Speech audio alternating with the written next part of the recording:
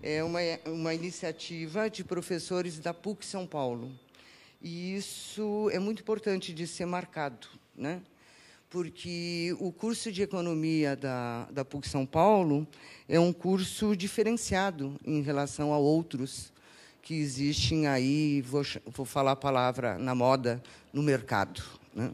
Porque é um curso plural, ou seja, é um curso onde as diversas correntes, os diversos olhares sobre a economia estão presentes, ao contrário de outros cursos que só têm uma visão. Então, nós temos um curso de economia que é plural. E, a partir desta base, consideramos que era importante fazermos um livro de economia brasileira, que começa lá no século XIX, né? Até o século XXI, veja bem, conseguimos escrever 2 séculos e pouco nessas páginas aqui. Okay? Participo de um livro, eu não sei se eu estou enxergando direito, 5 professores, talvez 4 professores. O professor Antônio Lacerda, que o Felipe chamou de Antônio, mas é mais conhecido de Lacerda, né? Eu, que sou Rosa Maria Marques, a Maria Angélica Borges, o João Hildebrando Bock e o José Márcio Rego. Tá? Esse livro, então, é quase que a cara da PUC. E aí eu quero explicar o que quer dizer a cara da PUC. Esse livro ele foi feito para ser usado nos cursos, em geral, nos cursos de economia brasileira, que são dados no Brasil inteiro. E, seguindo a nossa tradição, nós não iríamos colocar única e exclusivamente a nossa visão.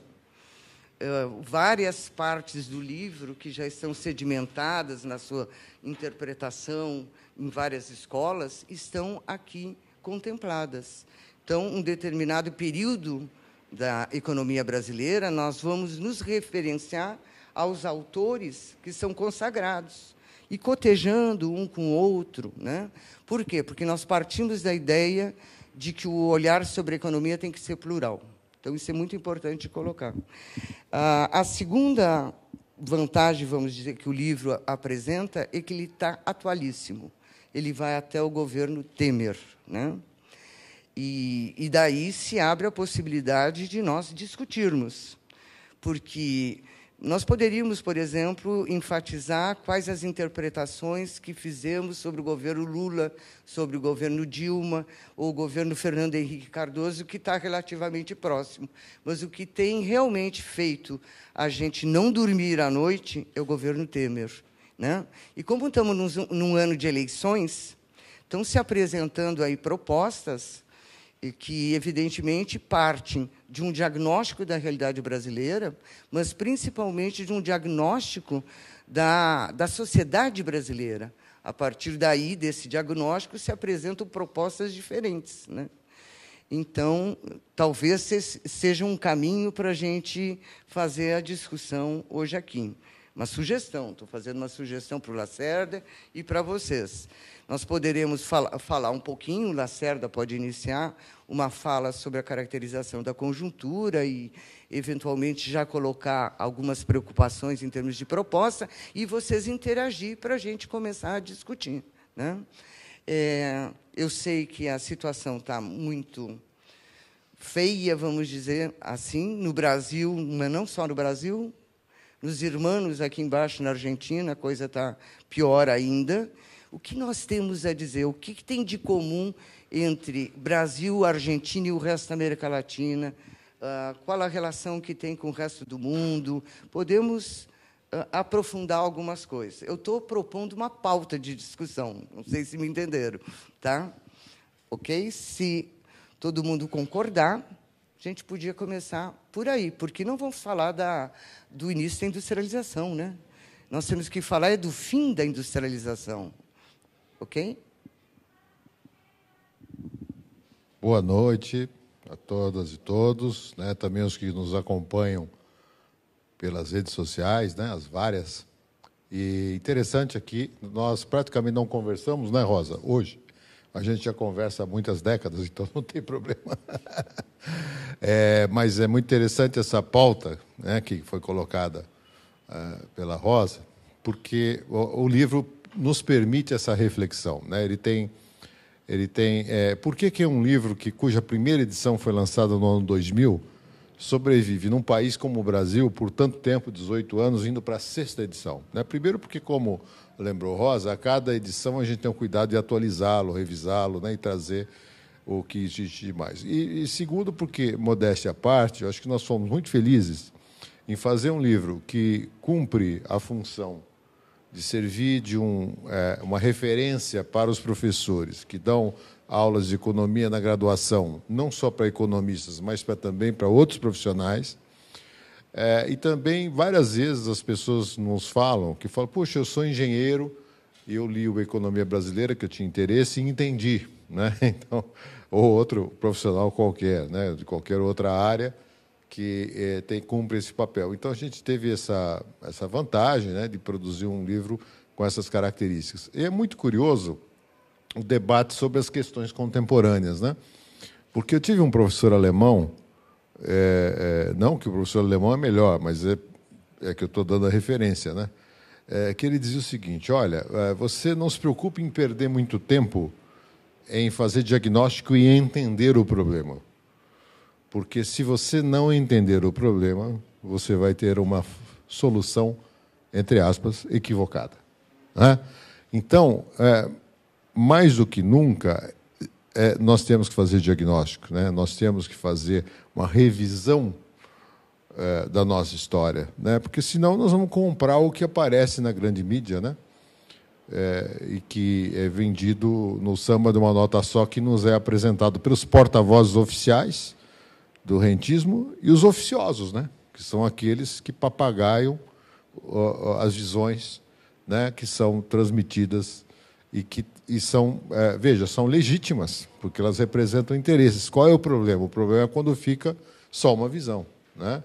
Como se fosse uma verdade absoluta. Aí é complicado, né? Porque você interdita o debate, né?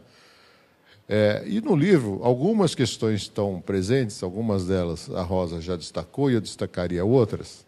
Por exemplo, a gente vai encontrar lá, nos anos 30, 40, um debate entre Roberto Simonsen, um dos fundadores, primórdios aí da Fiesp, né, um industrial de referência, com grande capacidade intelectual, representando, então, o que seria uma visão desenvolvimentista, vamos chamar assim, e uma visão monetarista de Eugênio Goudin, né?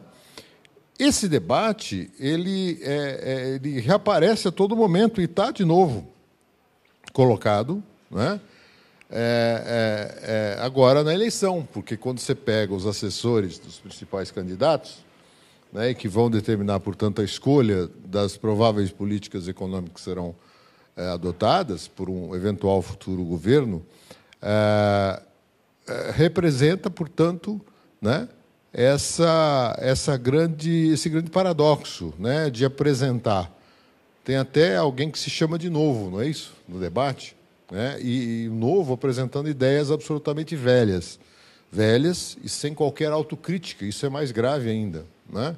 Porque apresenta falsas novas soluções que representam, inclusive, grandes equívocos. Alguns deles cometidos há 18, 20 anos, como, por exemplo, privatização, como, por exemplo, abertura comercial, né? Como, por exemplo, desregulamentação, como se fosse novidade, né? Ora, isso é a cara do chamado neoliberalismo, né? Que ganhou dimensão internacional ali a partir da década de 80, com o consenso de Washington se consolidou lá no final dos anos 80 e foi implementado em grande parte da América Latina, principalmente nos anos 90, né? Com grandes traumas. A questão é o seguinte: um debate sério sobre esses temas pressuporia uma necessária autocrítica, né? Uma crítica e autocrítica das grandes questões, né? E o Brasil é um país de paradoxos, né?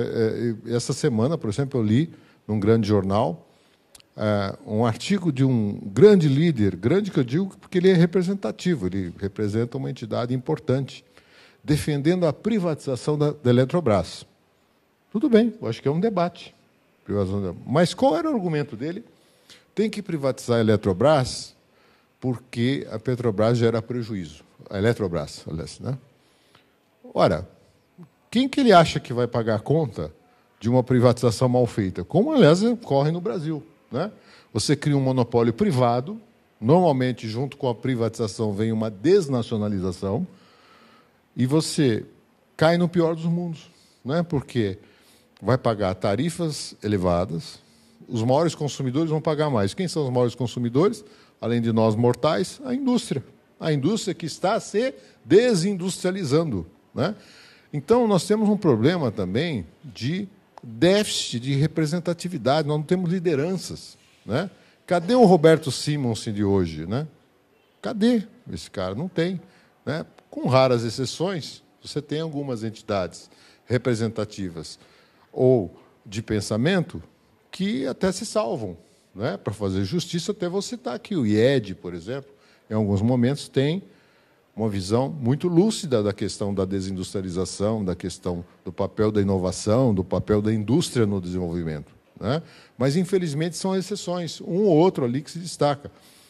Na maioria das vezes, esse pessoal é pautado por essa visão que eu falei, que é uma visão unilateral, né? Uma visão que reflete interesses rentistas, interesses do setor financeiro, e, repito, são interesses legítimos, né? O problema é quando você pauta todas as decisões como se aquele fosse o caminho único, né? E interditasse todas as demais.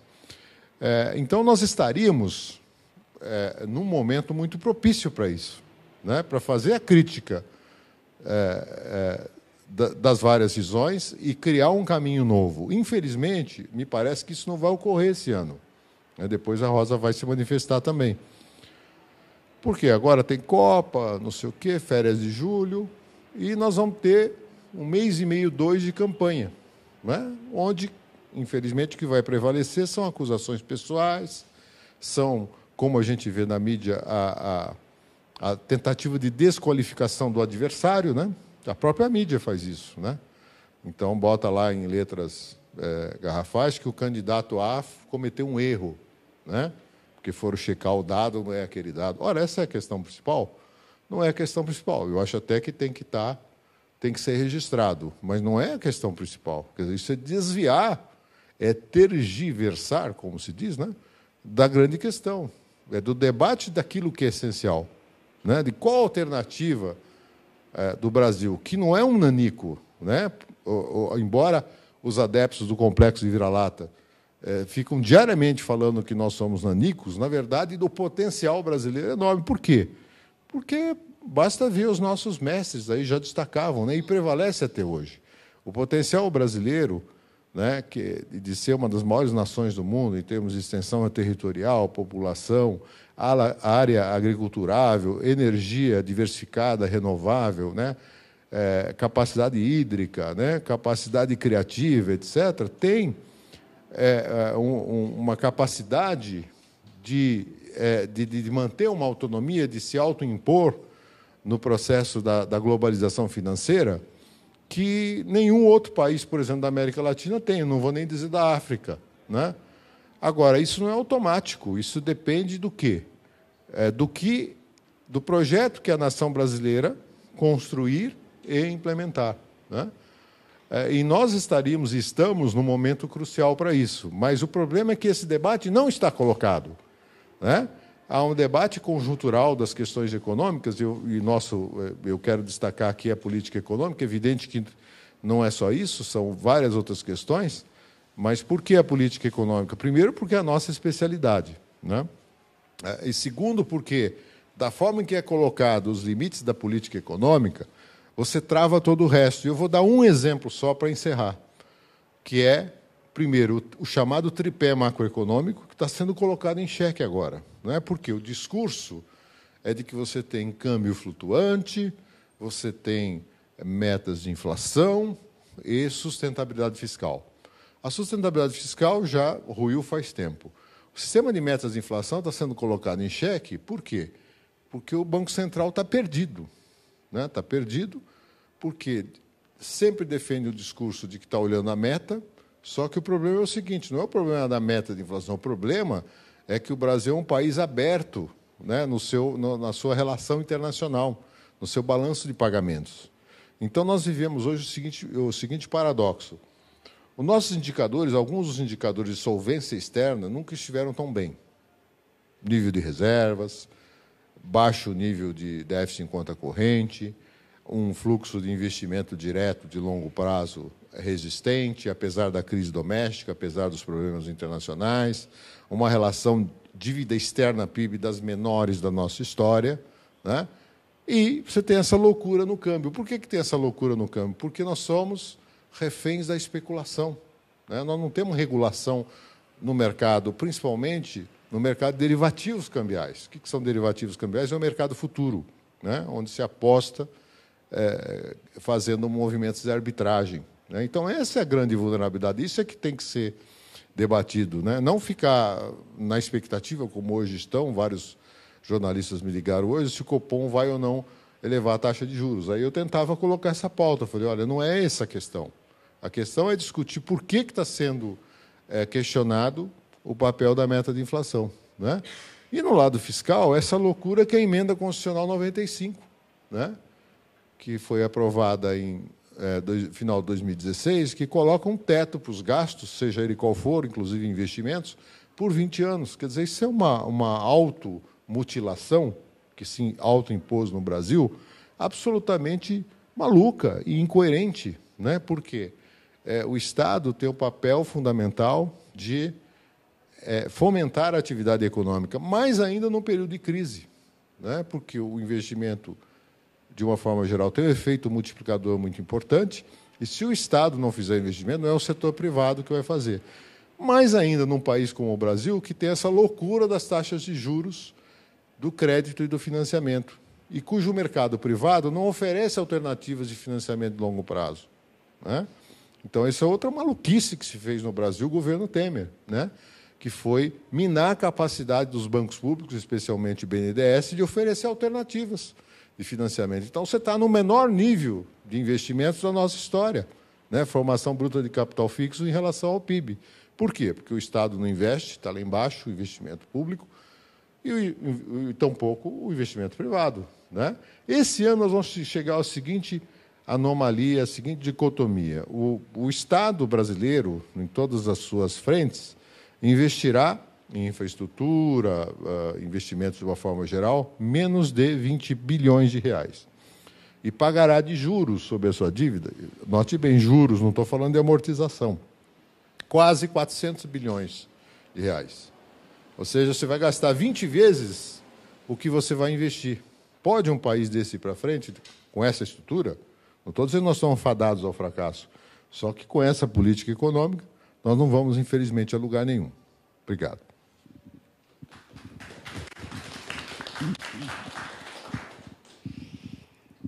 Então, acho que nós dois aqui expressamos a pluralidade da PUC. Eu vou dar ênfase a outras coisas, tá? Bom, eu acho que não precisa se falar, né, de que nós estamos vivendo a pior crise da economia brasileira. Os mais novos não devem se lembrar da crise no início dos anos 80. E ela foi terrível, porque a gente vinha do período do milagre, né? E, de repente, cai o PIB e o desemprego, principalmente no ABC, que era o centro da indústria automotriz, né? Das montadoras e tal. De repente, aquele desemprego foi uma coisa inacreditável. É pior do que aquele período. E é pior do que aquele período em vários sentidos. Em primeiro lugar, porque, naquele período, nós estávamos sob a ditadura militar, e todos nós lutávamos contra a ditadura militar, e talvez, ingenuamente, achássemos que, via processo de democratização, nós não só íamos angariar a liberdade de expressão, de organização, como íamos colocar o Brasil na reta correta do ponto de vista econômico, social, etc. Por isso que talvez foi uma ingenuidade, né? De lá para cá, muito se andou. E se vocês repararem na trajetória, eu diria o seguinte: o governo Temer ele vem completar a tarefa que havia sido interrompida no governo Lula e Dilma. Não estou querendo, com isso, dizer que eu não tenho críticas ao governo Lula e Dilma, e tenho e muitas. Mas, do ponto de vista da grandeza do que foi iniciado com Collor, mas só iniciado, e depois firmemente aprofundado por Fernando Henrique Cardoso, não tem comparação. O processo de privatização, ele começa com Collor, mas aonde é o auge? É no governo do Fernando Henrique Cardoso.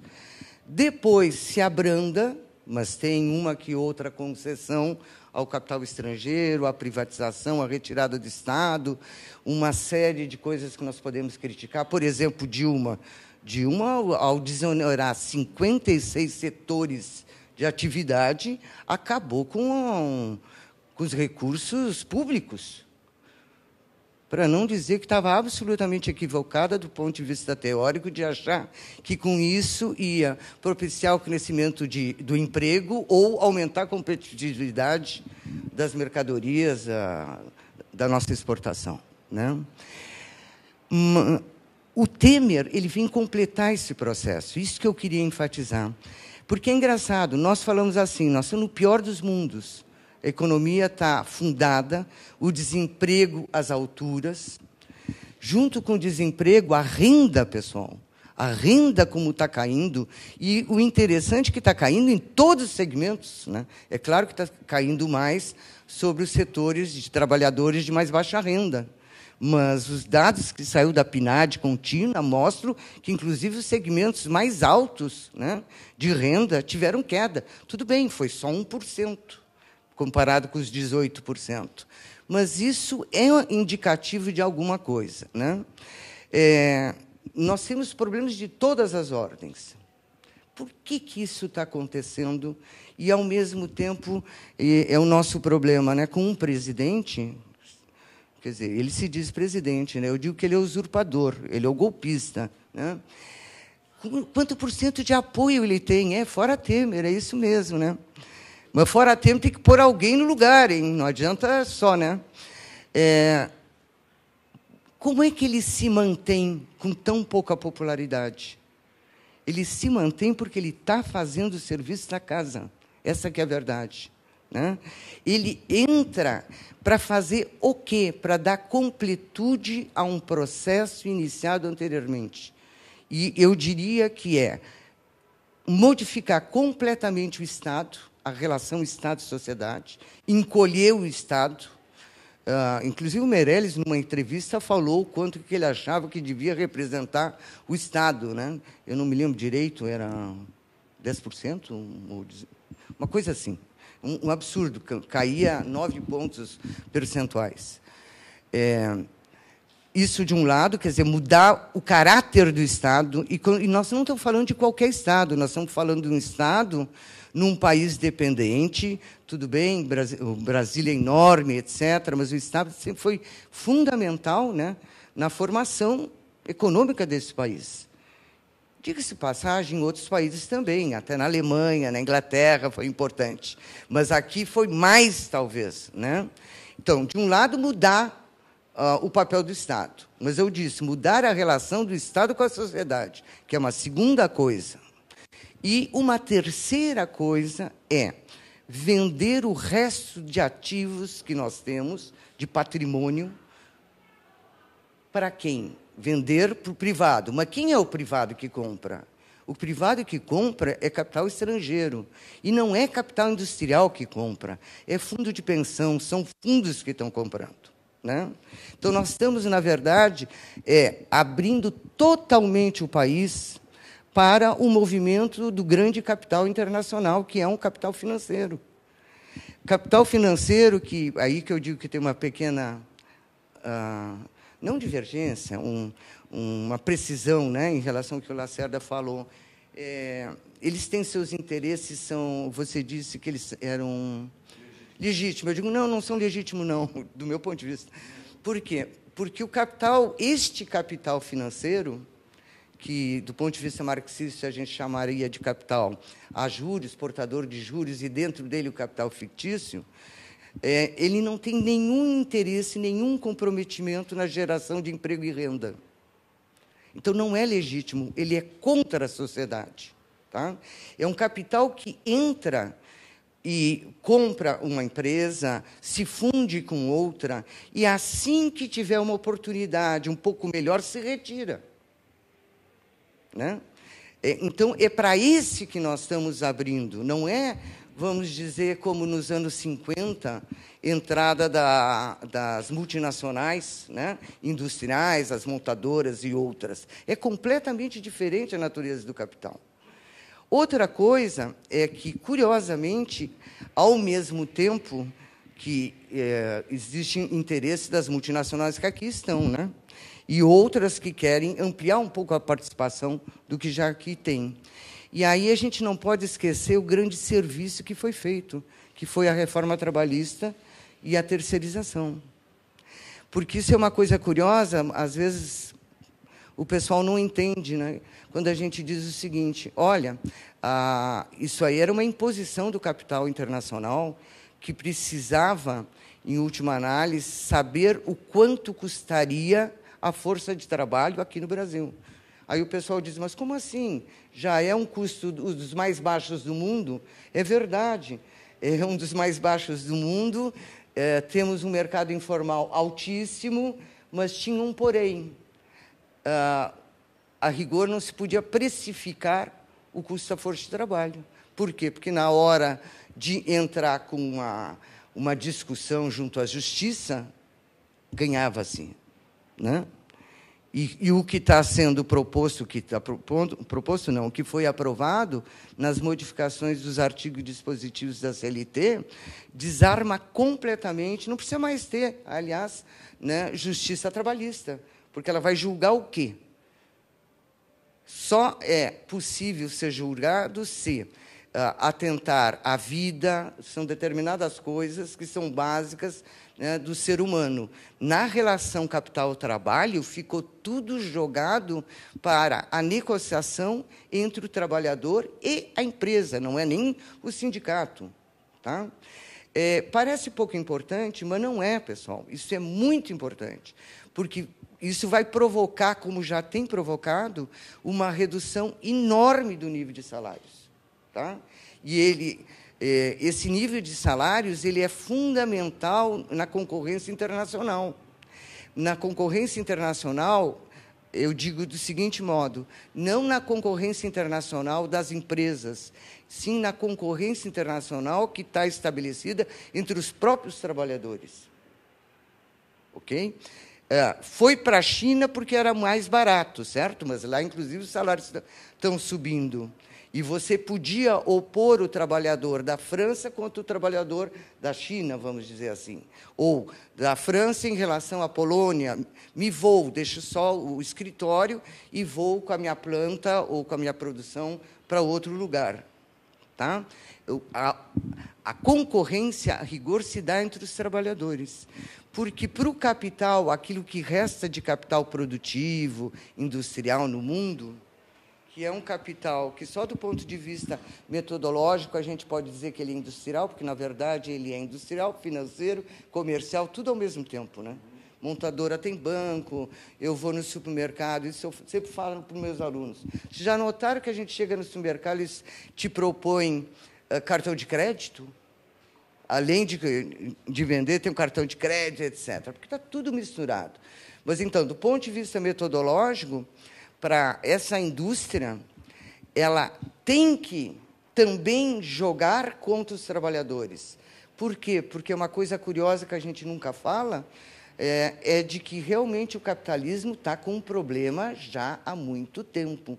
Não consegue recuperar os níveis de taxa de lucro do final dos anos 60 e início dos anos 70. É curioso isso, né? Com tudo que a gente está vendo, quando a gente pega os gráficos que o pessoal que trabalha com a elaboração da taxa de lucro, gente dos Estados Unidos, gente da França, gente da Inglaterra, e, aliás, tem até um brasileiro do Rio Grande do Sul, da Federal do Rio Grande do Sul, que calcula para o Brasil, a gente repara que a taxa de lucro não tem... A taxa, não o lucro, ela não atinge os níveis daquele período. E nós estamos num sistema que vive de lucro. Logo, tem que fazer o contra, né? Contra os trabalhadores para tentar elevar sua taxa, ok? E, ao mesmo tempo, aproveitando todas as oportunidades possíveis de uma rentabilidade do seu capital não dirigido para a produção. E como é que nós ficamos nisso tudo? Aí eu acho que tem vários elementos que o Lacerda já colocou, né? O primeiro deles, se eu imagino que o que nós tivemos, se eu estou correta, que nós tivemos foi um avanço brutal depois do golpe, né?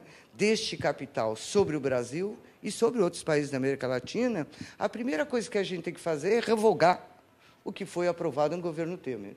E, para revogar, tem que chamar a população tem que ser ouvida. Ela foi ouvida para congelar o nível de gasto, incluindo os gastos sociais, durante 20 anos? Isso é inédito no mundo, pessoal. Em qualquer outra parte do mundo, os gastos sociais estão fora do congelamento. Em primeiro lugar, o congelamento é por 4, 5 anos, né? Não inclui os gastos sociais e inclui os juros da dívida. No Brasil se fez ao contrário. A gente inclui o gasto social, juros da dívida está fora e é por 20 anos. Ah, é muito? Em 10 anos a gente faz uma revisão. Pessoal, se a gente projeta isso para frente, é uma loucura. Eu participo de um grupo, pois é mais um grupo que eu participo, mas eu participo de um grupo na área da saúde, de financiamento da saúde, que envolveu técnicos de IPEA, Faculdade de Saúde Pública daqui, muita gente da área do financiamento, tá? E nós fizemos o seguinte, a gente calculou para trás, em resumo, o seguinte, em 2017, qual era o nível de gasto que seria dirigido para a saúde pública? Nível federal, X. Tá?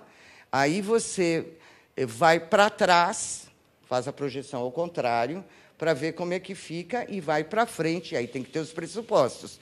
Quanto, em média, vai crescer o PIB, quanto vai ser a inflação, parará, parará.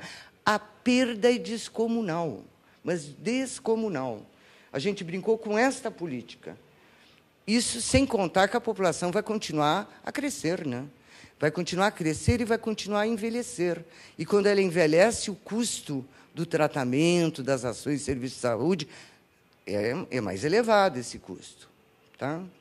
Então, tínhamos que começar com isso. Temos que também rediscutir a tal da reforma trabalhista. Isso, para mim, é o ponto zero. Não podemos fazer nada se nós não rediscutirmos isso. Eu costumo dizer o seguinte, essa ideia de você envolver a população fazendo um plebiscito, chamando a população a discutir, vamos fazer assembleias nos lugares e, a partir daí, votações, né? É, na verdade, colocar a economia a serviço da população, e não o contrário, como é feito. É a economia que capitaneia tudo. E a economia em abstrato não existe, são interesses. Interesses de quem? Tá? Bom, depois disso, nós temos que mudar praticamente tudo, né, professor Lacerda? Depois eu passo para ele complementar mais um pouquinho, né? Por exemplo, uma das questões que é urgente, tem que ser enfrentada, e tem que ser enfrentada sem medo, é a reforma tributária. Olha, desde que eu me conheço por gente, se fala em reforma tributária, né? E ninguém realmente faz a reforma tributária. Vamos dizer o que nós queremos com a reforma tributária. Não é necessariamente modificar a relação entre o Estado nacional e os estados propriamente dito e município. O que nós temos que mudar é a relação entre imposto direto e imposto indireto. É um vexame o que se faz nesse país, né? E é engraçado que, quando a gente... Acho que tem vários que estudam economia aqui, né? Ou já estudaram e tal. É engraçado que, quando a gente pega um livro de macroeconomia, a gente sempre vê, sei lá, na função consumo, sempre está a tributação do lado da renda, né? Você recorda? Consumo é função da renda. Que renda? A renda disponível. Dentro da renda disponível, eu tenho que tirar os impostos e somar as transferências. Nos impostos, a gente põe o tributo vezes a renda. Bom, pessoal, isso aí é muito válido quando se diz respeito, por exemplo, um país em que o imposto de renda seja fundamental. Tudo bem que eu sei que, no fim, são todas as rendas que, de forma indireta, entram na brincadeira. Mas, no nosso caso, o que é? No nosso caso, é o imposto direto que pesa. Eu não vou repetir aquilo que você sabe. Quem tem muita renda, quem está nos níveis mais altos de renda nesse país, não paga imposto. Por quê? Porque você chega no... Quando eu pego o imposto de renda, né, os segmentos, as alíquotas escalonadas, primeiro que elas param em 27,5, né? Além de que faz muito tempo que não atualizam aquela tabela, então tu já estava pagando mais. Mas 27,5 e tem que subir, coisas desse tipo. Mas não é só esse o problema. O problema, sem entrar em grandes detalhes, de que maneira as empresas podem apropriar despesas pessoais como se fossem despesas da empresa. Dividendos se paga, lucros e dividendos a gente paga imposto de renda sobre isso, pessoal? Eu acho que é desde 94, 95, uma coisa assim, não se paga. Onde existe isso em outro país? Talvez na África. Obrigada. Tá? Então, coisas desse tipo nós temos que discutir, mas discutir seriamente. Vai mexer com interesses? Claro que vai mexer com interesses. E aí tem que ser um governo forte que realmente se apoie na maioria da população. Mas, como disse o Lacerda e eu também, né, quando eu enfatizei a coisa do financeiro, nós temos que tratar do financeiro. Vamos parar com essa de que o capital entra e sai quando ele bem quer. Há que ter controle sobre este capital. Ué, e não precisa ser socialista para fazer isso, né, pessoal? Tem alguns países que têm travas, né? Você entra, tem que permanecer tanto tempo. A gente vê conforme a correlação de forças, mas tem que ter. Tem que baixar a taxa de juros? Tem que baixar a taxa de juros.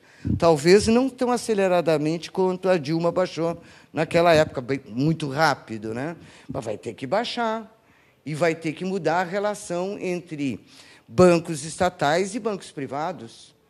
Eu, se pudesse, já propunha a estatização de todos eles. Mas, como a gente não pode fazer isso, nós temos que ter uma política em relação a isso, né? Nós temos que valorizar os bancos, o Banco do Brasil, a Caixa e o BNDES. Pessoal, o BNDES, o Lacerda pode falar melhor do que eu, mas o BNDES é um ouro que nós temos. Não pode se jogar fora. Não tem em nenhum país da América Latina um instrumento como o BNDES. E eles estão destruindo o BNDES. Tá? Bom, eu vou ficar por aqui para o Lacerda continuar a sua fala, ou vocês falam.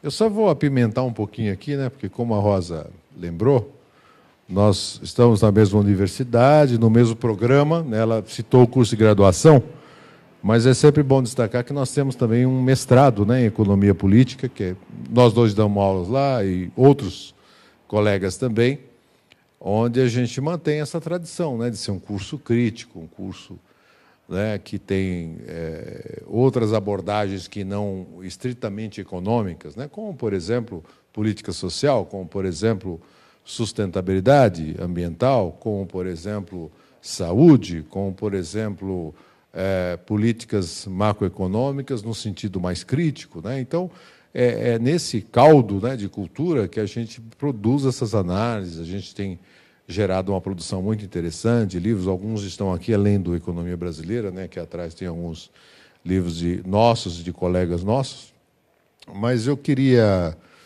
destacar um ponto, né? Por que eu digo que os interesses financeiros são legítimos, né? Não é um conceito moral de legitimidade, é um conceito de corporação, né?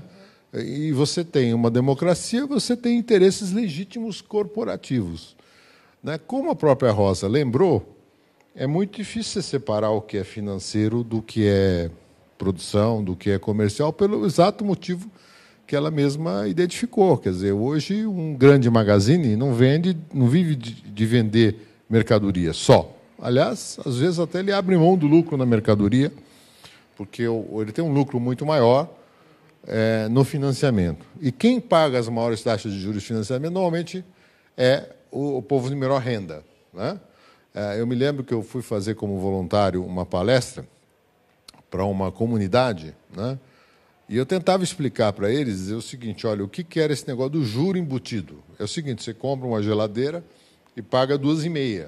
Então, você paga a geladeira que você comprou, mais uma e mais meia de juro embutido quando você faz em 24 a 36 meses. Ao que a sabedoria popular me disse: bom, você está sugerindo então que eu faça uma poupança e compre daí 12 meses. Aí onde que eu gelo a minha cerveja até lá, né? Então, o pragmatismo ou então, numa camada mais de classe média baixa, né?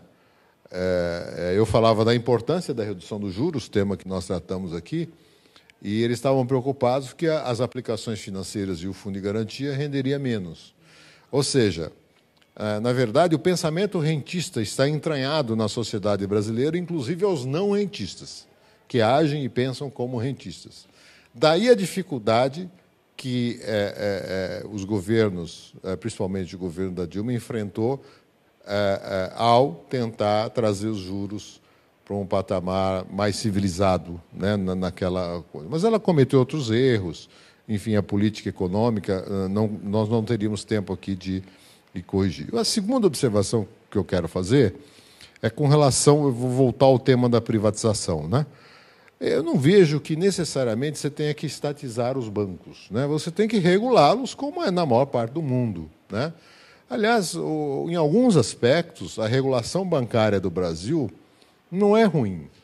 Veja que, em 2008, quando houve a crise do subprime nos Estados Unidos, se desnudou o quê? Que o nosso sistema financeiro, o brasileiro, era mais regulado que o norte-americano em alguns aspectos, dos chamados bancos sombra, os shadow banks que eles tinham, que eram bancos que corriam à margem do próprio banco, que faziam um grau de alavancagem, ou seja, um grau de endividamento, de aplicações especulativas muito maior, né? Isso estava fora da regulação, né? Isso, pelo menos isso eles acertaram. No Brasil isso não seria possível, porque você tem uma regulação muito clara, o que não impede, evidentemente, que, dado o grau de alavancagem e especulação, você tenha quebra. Então, me parece que a questão central não é tanto de estatização, mas sim da regulação. Isso vale para o setor energético, né?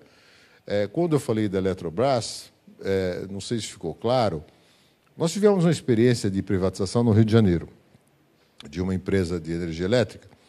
E o que o comprador fez? Como não tinha nenhuma exigência, ele comprou a empresa, ele sugou o que pôde daquela empresa em termos de lucratividade, engordou os acionistas, não realizou investimento e aumentou enormemente a tarifa.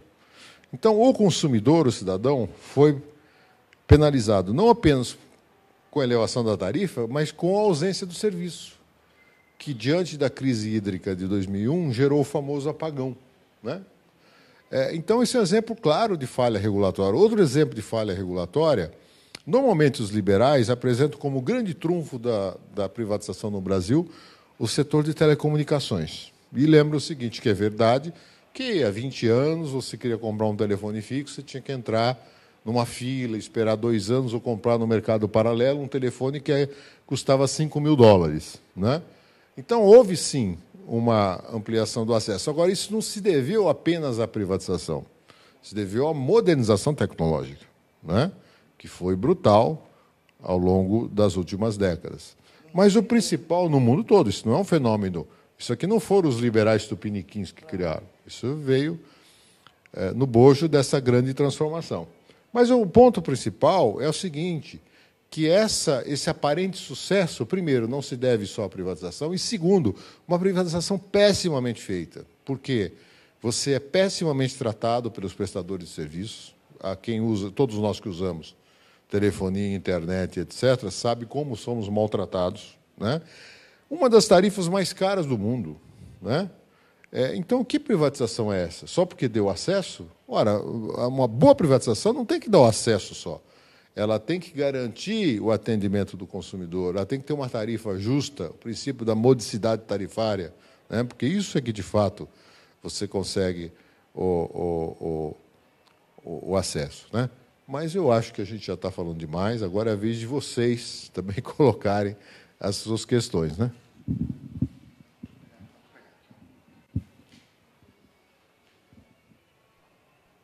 Alô?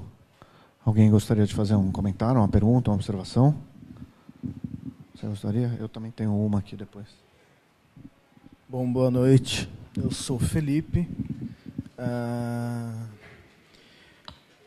Eu gostaria de tocar um ponto que vocês tocaram e fazer uma pergunta um pouco mais pragmática, se é que vocês me permitem, né?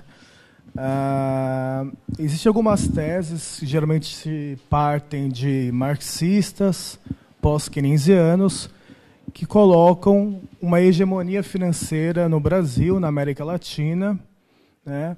Principalmente a partir, no caso do Brasil, do governo Collor, né? E que essa hegemonia financeira se põe como um grande limite ao desenvolvimentismo, ao desenvolvimento, um limite estrutural, né? E isso se dá no Brasil principalmente por conta dos altos juros, né, que alimenta a dívida pública, e por conta do crédito extremamente caro para as famílias, né? Colocando isto, né, eu gostaria de questionar, enfim, de levantar para vocês o que vocês pensam de candidatos, hoje em 2018, que apresentam uma proposta de desenvolvimento a partir de uma suposta burguesia nacional produtiva. E por que coloco isso, né? Vocês levantaram que a Dilma, em 2012, colocou o juros real no patamar, parece que inédito, há muito tempo não se chegou, né? Ela realizou aquilo que a Laura Carvalho chama de agenda Fiesp, a desoneração e etc. Mas, naquele momento, em 2012, essa suposta burguesia produtiva, representada para a Fiesp, deixou a Dilma na mão, não comprou a briga, digamos assim, né? Não fez enfrentamento com o chamado capital financeiro. Diante disso, né, é possível pensar num projeto para 2018 ancorado uma suposta burguesia nacional produtiva, né, sem colocar em xeque o perfil da dívida pública, sem colocar a hegemonia dos bancos, etc. É isso. Bom, eu tenho uma aqui. Enfim, parte dela era exatamente a sua pergunta. Enfim, tomando como Antônio aqui da Tapera, né? Tomando como partida o livro de vocês, o livro é um apanhado, enfim, ele se concentra mais nas últimas décadas, mas ele tem um apanhado do período colonial também, algumas coisas, e a gente sempre, quando estuda isso, aprende a economia brasileira como, não um apêndice, talvez seja uma palavra muito forte, mas como muito dependente, ligada aos ciclos externos, o ciclo do café, da borracha, né, cacau e outros aí, ouro. E, enfim, uma maneira da gente contrabalançar isso num país continental, com 200 milhões de habitantes como o Brasil, é estruturar um mercado interno forte para a gente ter condições de conduzir o nosso desenvolvimento de maneira mais produtiva para toda a sociedade e não para aquele grupo conectado aos capitais externos e tal. Aí a minha pergunta era um pouco isso, que eu tinha colocado aqui no final. A gente ainda consegue falar em burguesia industrial brasileira? Você estava comentando das empresas que ganham lucro no mercado financeiro, e teve também a questão do impeachment da Dilma, em que a gente viu o setor industrial em peso, se alinhando pela derrubada dela em pró uma política de diminuir o BNDES, contra a política industrial, contra uma série de coisas. Enfim, aí eu tinha escrito aqui, dá para acreditar na burguesia nacional brasileira? Existe? Enfim, essa era uma pergunta que é mais ou menos, acho que a mesma indagação que ele, espero não estar distorcendo a sua pergunta, mas a segunda pergunta, era um pouco que a gente estava conversando um pouco antes, professor, aqui. Como é que o 1%, assim, se me permitem chamar dessa maneira também, os mercados financeiros, as grandes instituições financeiras ou empresariais, como ele consegue vetar alternativas, não só de implementação de política econômica, mas até no debate, nos espaços de debate público, certas ideias não são aceitas, são vetadas, reage-se às vezes com o próprio moderador do debate, às vezes corta a pessoa que está falando isso, dos principais, e como que a população, aquilo que foi falado aqui também, a população que às vezes não é o rentista do topo da pirâmide, mas defende as ideias dele, né, arraigadamente, com força, assim, como se libertar também, quais as alternativas assim que a gente pode ter. Eu sei que as respostas não são, não é uma pergunta que tem uma resposta assim, no fundo é uma questão, enfim. Meu nome é Madza Ednir, eu pertenço ao CECIP, Centro de Criação de Imagem Popular do Rio de Janeiro, que é coordenado pelo Cláudio Checon, e minha base é aqui em São Paulo. E nós fazemos parte, o CECIP, de uma campanha que chama-se, uma campanha internacional, que é a Campanha pelo Currículo Global da Economia Social Solidária. E a ideia é juntar todas as organizações, todas as instituições, escolas, universidades, né, que estão que criticam esse modelo capitalista, esse modelo destrutivo que nós temos hoje, e pensa nas alternativas que vêm sendo construídas já há décadas ao capitalismo, as outras economias possíveis, as economias alternativas ao capitalismo. Então, a minha pergunta é isso: como é que vocês veem esse movimento que é relativamente subterrâneo, é um movimento contra-hegemônico ao capitalismo? Como é que vocês veem as possibilidades desse movimento fortalecer a sobrevivência mesmo da população nesse momento terrível de crise que nós estamos vivendo, né, e contribuir para uma transição que talvez um dia, não sei quando, talvez possivelmente depois de um grande desastre ecológico, né, que poderá vir a acontecer para um novo modelo.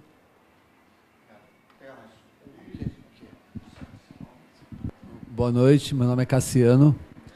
Eu sou professor de Sociologia da rede estadual. Ensino assim, a pergunta aqui, justamente eu gostaria de fazer, porque, assim, primeiramente, eu gostaria de saber a opinião de vocês sobre greve e paralisação dos caminhoneiros. Porque foi passado, em alguns momentos da mídia, alguns artigos de economistas, que houve lockout, isso foi claro, e como o setor produtivo brasileiro, o meio de transportes, contra as medidas do governo Temer, justamente por favorecer somente o capital rentista financeiro. Vocês me falaram que não tem como separar, né? Eu estou com não sei fazer propaganda, mas só citar. A revista Exame lançou uma edição especial chamada Como Construir o Brasil 4.0, porque entra na chamada Quarta Revolução Industrial, porque é uma coisa que a gente está falando da economia nacional, mas é uma coisa global. A gente está no momento de uma guerra comercial entre China e Estados Unidos, o protecionismo norte-americano, aí, e o Brasil vai se inserir nisso daí, né? Porque como a gente vai se inserir nesse momento onde a economia mundial também, então, alguns autores colocam como a crise da globalização, né? Como ver essa inserção do Brasil dentro desse modelo, né? Porque a quarta revolução industrial é base no estudo da CNI, Confederação Nacional das Indústrias, chamado Indústria 2027, Riscos e Oportunidades do Brasil diante de inovações disruptivas. E a ideia deles, com esse estudo desde o final de 2017, é pautar o debate das eleições de 2018. Porque, ao mesmo tempo que nós não temos candidatos, que estão aí, os pré-candidatos, com liderança social forte, mas se você for olhar o debate que rola entre os seus coordenadores de campanha de economia, acho que está mais acirrado do que no campo social. E como isso vai pautar as eleições pensando no setor, porque assim, não é qualquer setor que lança, é indústrias, a Confederação Nacional de Indústria que lança isso, né? Então, é só essa questão aí, só colocar aí que vocês podem comentar, para ajudar a entender isso daí. Obrigado. Vocês querem? Você quer? Bom, boa noite, Camila.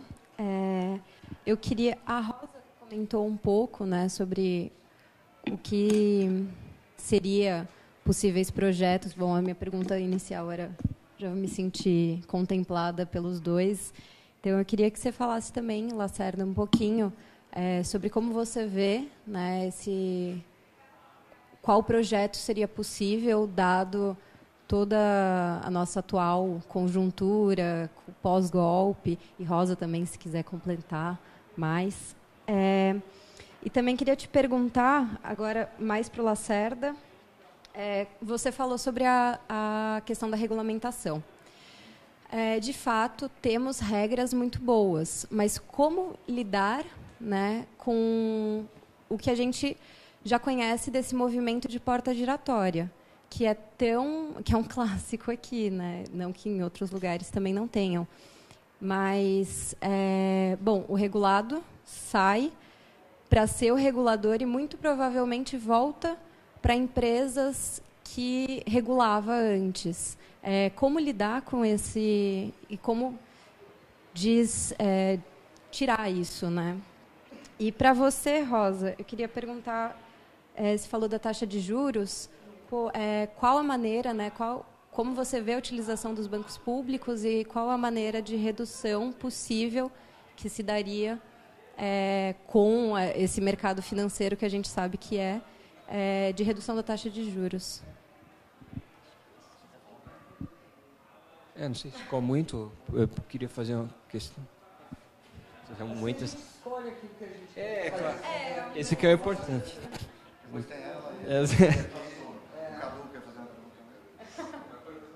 Elas não precisam ser respondidas.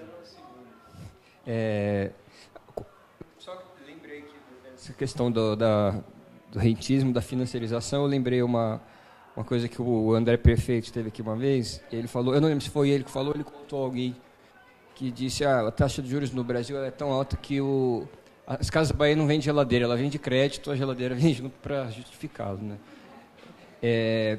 Mas a minha pergunta é bem simples. É verdade, foi nosso aluno.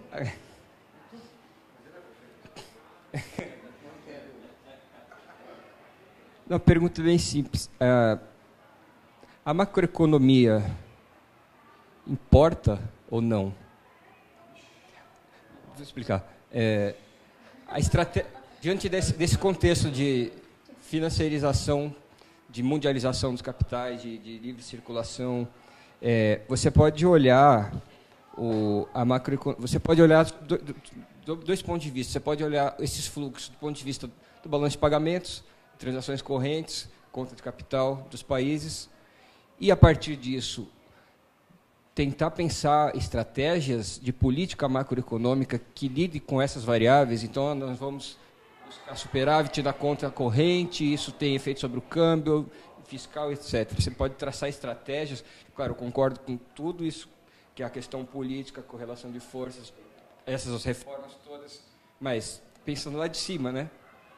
Há como pensar estratégias macroeconômicas que, pelo menos, complementem uma reação a esse estado de coisas, ou não.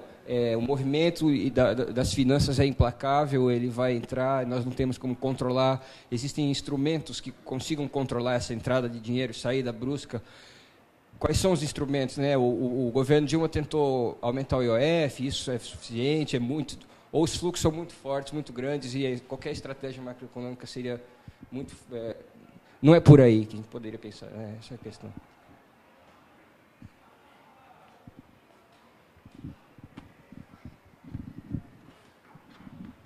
Não sei por onde eu começo.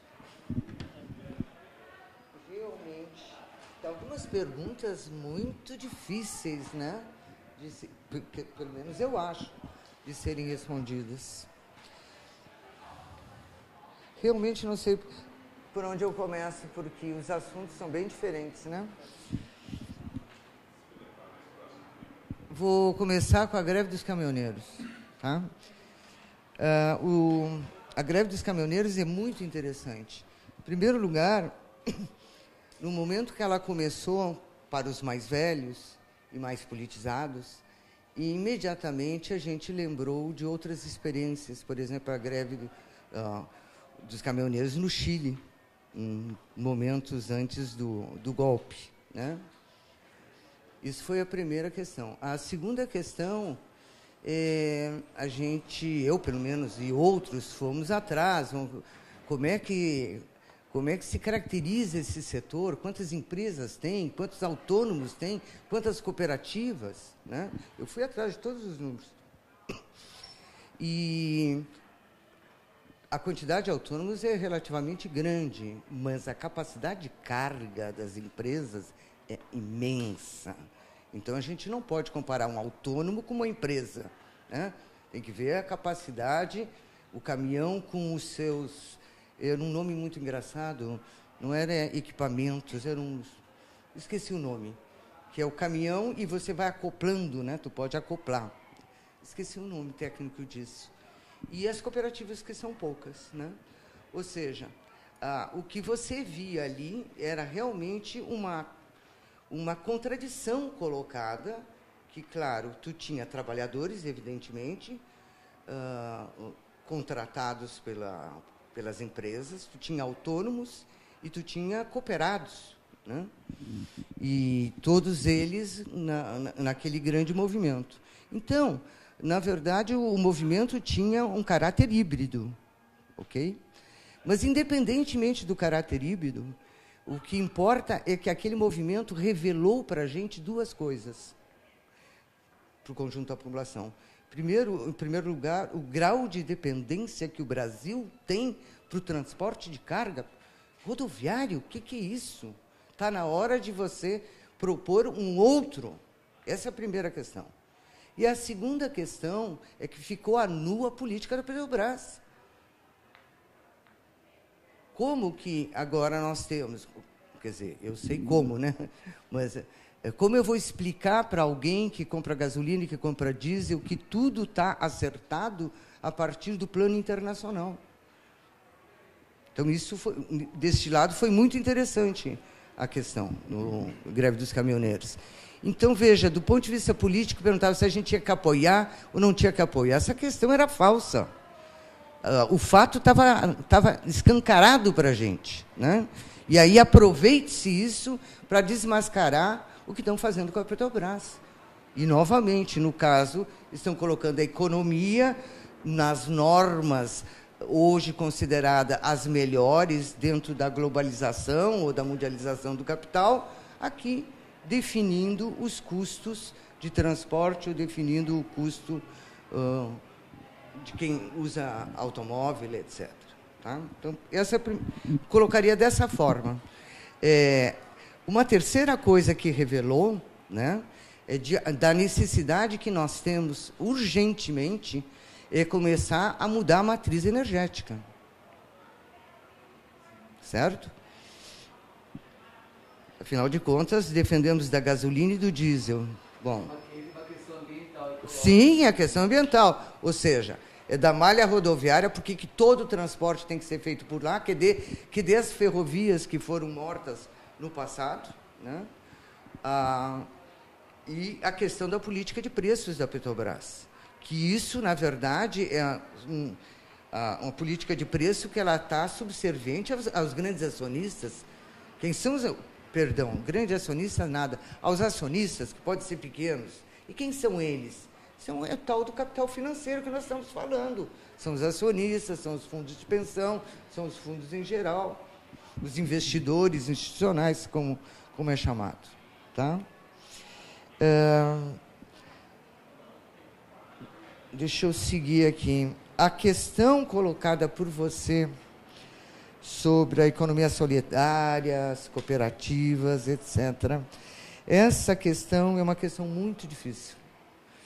E, para mim, é uma das questões que tem mais me interessado nos últimos tempos. Que, até na sexta-feira, no grupo de pesquisa que nós temos lá na PUC, nós vamos discutir 2 autores, um deles que eu não sei repetir, o nome de um alemão, tu sabe, Camilo? Bom, não sei dizer. Que ele vai discutir exatamente a questão da transição, tá? Porque se nós nos referenciarmos à concepção anterior que levou o socialismo real, você fazia a revolução, a partir da revolução você decretava tudo, né? E tem toda uma discussão sobre a transição. Então, o discutir a passagem do feudalismo para o capitalismo, ou dentro do capitalismo para uma nova sociedade, quanto tempo vai demorar, quais são as formas, é muito interessante. Não só este autor, né, mas o Dardot tem discutido isso, o francês Dardot e Laval, né? Oi? Sim, mas é isso, tá? Quando ele... como é o nome do livro? O Comum. Não, mas é esse que importa. Não, mas é esse que importa para esta discussão. Será que tá? esse autor não seria o Istvan Mesaros? Não. Depois eu lembro, tá? Mas essa questão é muito interessante da gente discutir. Cada vez mais existem essas experiências no mundo inteiro. Mas será que essas experiências são suficientes para você criar as bases de um novo mundo, né? Mas elas, do ponto de vista teórico, elas são muito interessantes, porque elas estão, na verdade, se colocando como uma terceira alternativa de propriedade. O socialismo anterior colocava o Estado em oposição à propriedade privada. E essa proposta é algo baseado no comum. A propriedade é da comunidade, é de todos. Não quer dizer que não exista Estado, pessoal, que vai haver um Estado para regular, para fazer uma série de coisas. Eu estou aqui repetindo o que os autores colocam. Essa é uma discussão muito bonita e acho que merece a gente investigar melhor e discutir melhor. Estou tentando entender esse lado, tá? Bom, será que eu vou me lembrar das perguntas?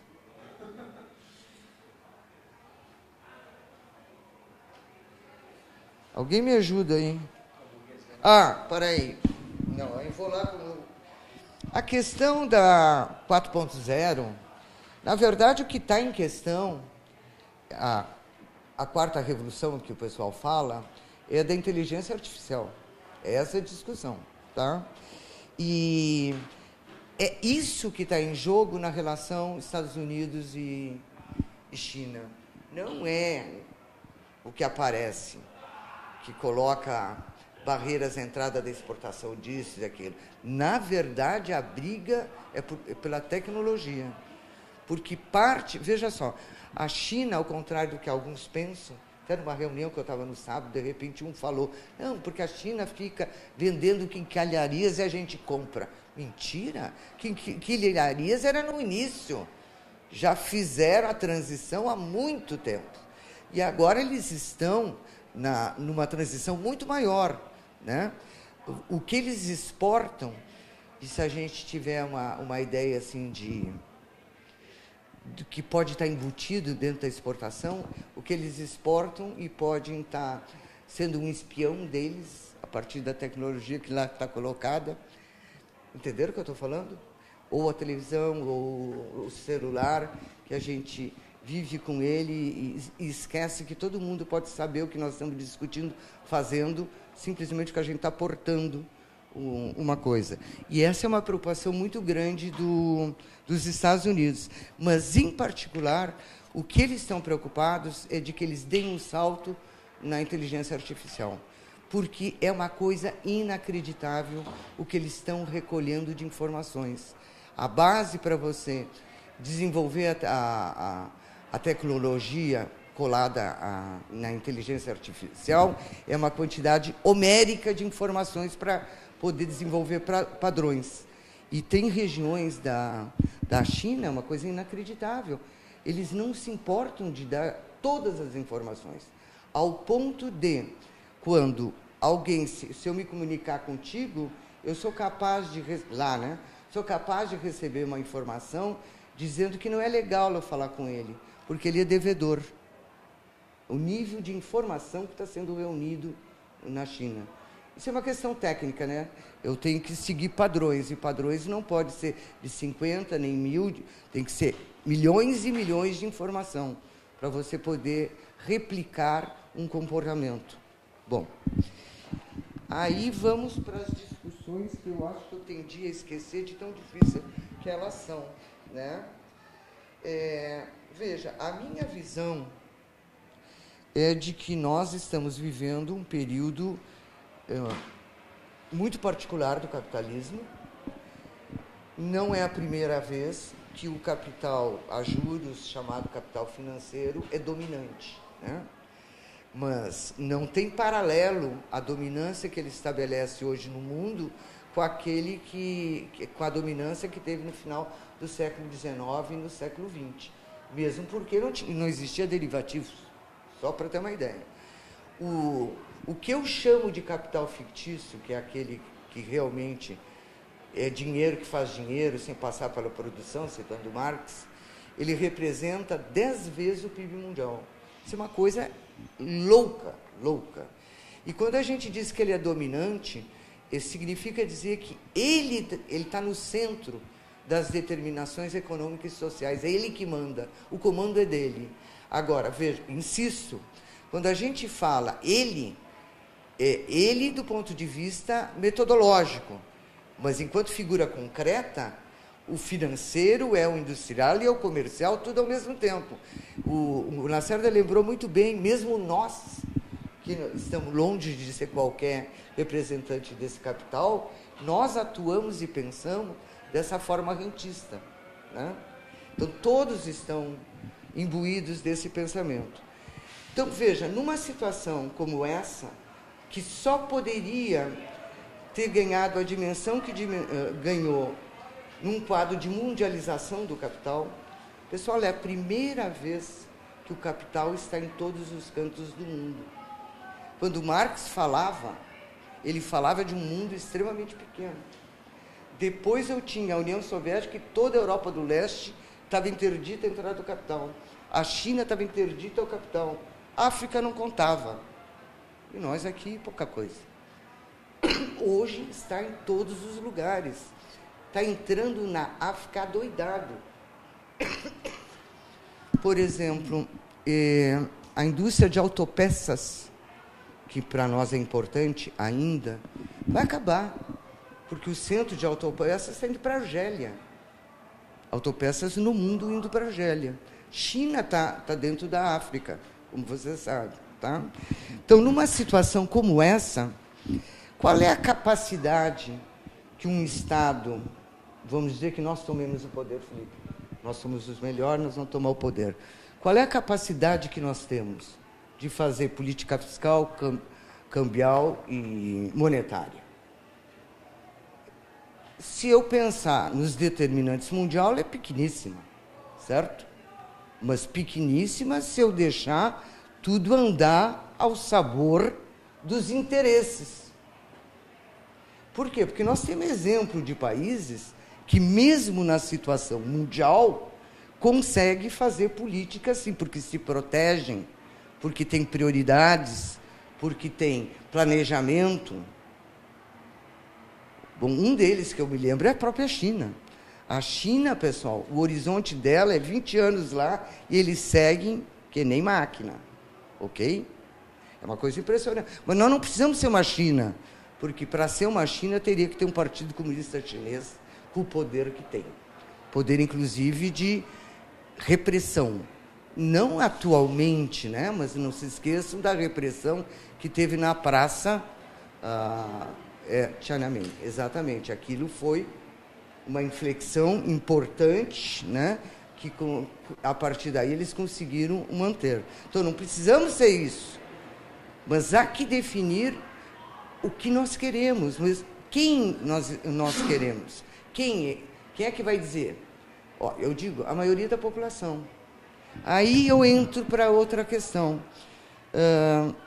Eu fui formada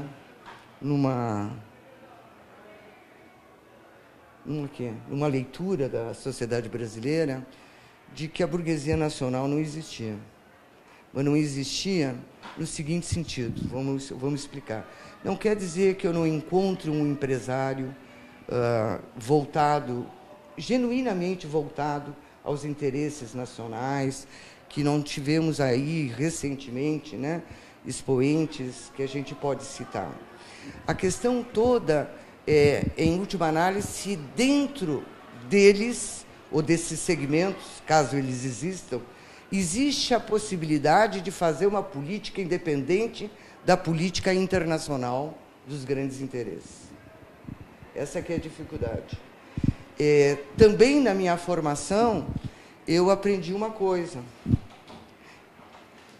Eu aprendi que lá no século XIX, quando Napoleão varre a Europa na tentativa de levar a revolução para todos os lugares, o que nós tivemos? Nós tivemos a reação das classes dominantes, das burguesias nascentes, se aliando com a aristocracia contra o povo. Por quê? Porque para realmente você fazer uma política independente, nacionalista, tucur, no sentido pleno da palavra, tu tem que entrar num embate mortal contra os interesses imperialistas, pessoal. E os interesses imperialistas são esses que estão aqui dentro. É só a gente olhar que indústrias são as que tem. Os bancos vão dizer, não, mas o banco é brasileiro, cuidado, vai olhar a origem, como é que está a carteira. Então, nós vamos entrar em choque. E para entrar em choque, eu tenho que ter base de apoio. A base de apoio, quem é? A população, o conjunto da população. Pessoal, se a população começa em movimento, ela é capaz de passar por cima daqueles que acharam que estavam colocando o rebanho a seu favor. O rebanho passa por cima das cabeças dos líderes. Tá? Então, eu tenho uma dificuldade com isso. A dificuldade é do ponto de vista político, de um lado, e do ponto de vista econômico, de outro lado. Cada vez mais é menor a margem de manobra de você ter alternativas autônomas das normas e dos mecanismos internacionais. Para fazer isso, eu não estou dizendo que não se possa fazer, você tem que ter uma força política muito grande. Realmente muito grande. Tá? Por quê? Porque na medida que a gente começar a baixar a taxa de juros, e tem que baixar a taxa de juros não abruptamente, nós vamos ferir interesses, né, pessoal? Qual é o primeiro interesse que eu estou ferindo? Daqueles que vivem exatamente das taxas de juros. Os bancos não vão gostar nada, não só os bancos. E como é que você continua? E aí mexeu no câmbio, vai sair capital?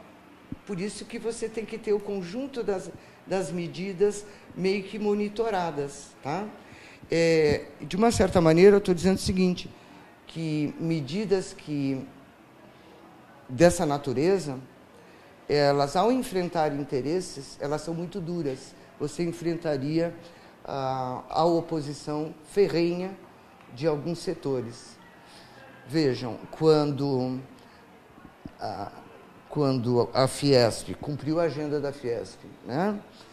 Bom, aí está o grande erro. Em primeiro lugar, aí está um grande erro. Cumpriu a agenda da Fiesp, supondo que eram aliados na sua totalidade. Você pode responder a determinados interesses, reivindicações, mas cumprir na sua totalidade, desonerar como desonerou, uma coisa inacreditável, pessoal. Veja, numa situação que tu estava numa crise internacional, né? Em algum momento essa crise tinha que bater aqui. Bastava... Tem gente lá que fez Unicamp, sabia perfeitamente que marolinha que não ia ser. Em segundo momento, a própria China ia diminuir o ritmo de crescimento, ia haver uma mudança nas commodities, tu tinha vários reflexos acontecendo.